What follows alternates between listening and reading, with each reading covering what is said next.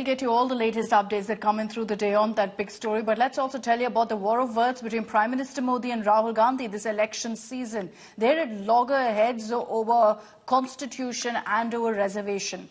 Prime Minister Modi, addressing his first poll rally in Delhi, launched a series of scathing attacks at Congress and the India bloc, accusing opposition of hindering development in Delhi. The Prime Minister has accused the opposition alliance of destroying the capital.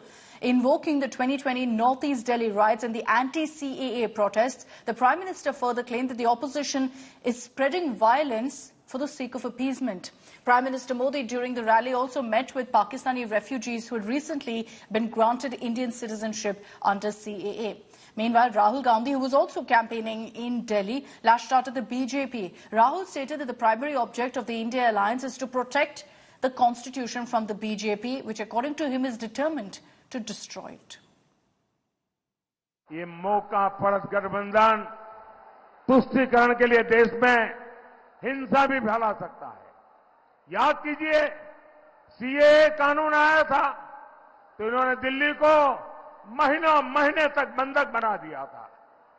पहले रास्ते रोके और फिर दंगे कराए, लेकिन आज पूरा देश ने कहा है कि इनके झूठ का पर्दाफाश हो चुका है। दिल्ली में कई सालों से रह रहे शरणार्थियों को भारत की नागरिकता मिल रही है। पहला काम इस किताब, इस संविधान की रक्षा करना है, क्योंकि यही आपका भविष्य है, यही आपका सपना है और यही आपके दिल की आवाज है। केजरीवाल जी को भी जेल में डाला, सोरेन जी को जेल में डाला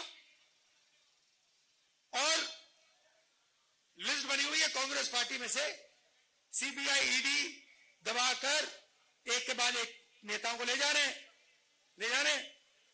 दिल्ली से भी अभी एक को उठा के ले गए, है ना। मैं कहता हूं अच्छा है, जितने ले जाए उतना अच्छा है। हमें नहीं चाहिए ये नेता।